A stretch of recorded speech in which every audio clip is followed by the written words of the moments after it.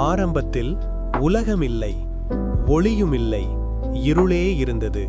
அப்போது தேவன் சொன்னார், ஒளியாகட்டும். உடனே ஒளி தோன்றியது. தேவன் ஒளியையும் இருளையும் பிரித்தார்.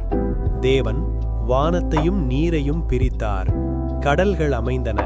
நிலம் தோன்றியது. புல்கள், மரங்கள், பழங்கள் வளர்ந்தன. சூரியன், சந்திரன், நட்சத்திரங்கள் உருவானது. கடலில் மீன்கள், வானில் பறவைகள், நிலத்தில் மிருகங்கள் தோன்றின. இறுதியாக தேவன் மனிதனை உருவாக்கினார். தேவன் கண்ட அனைத்தும் நன்றாயிருந்தது.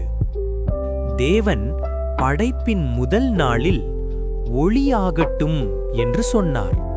ஒளி தோன்றியது. இருள் விலகியது. ஒளி பகலாயிற்று, இருள் இரவாயிற்று. இதுவே முதல் நாள். இரண்டாம் நாளில் தேவன் வானத்தை உருவாக்கினார். மேலுள்ள நீரும் கீழுள்ள நீரும் பிரிக்கப்பட்டது. நீலமான அழகான வானம் தோன்றியது. தேவன் செய்தது நன்றாயிருந்தது. தேவனின் வார்த்தைக்கு பெரிய சக்தி இருக்கிறது. மூன்றாம் நாளில் தேவன் நீரை ஒன்றாக சேர்த்தார். நிலம் வெளிப்பட்டது. நிலத்தில் புல்கள், மலர்கள், பழமரங்கள் வளர்ந்தன. நான்காம் நாளில் தேவன் சூரியனையும் சந்திரனையும் உருவாக்கினார்.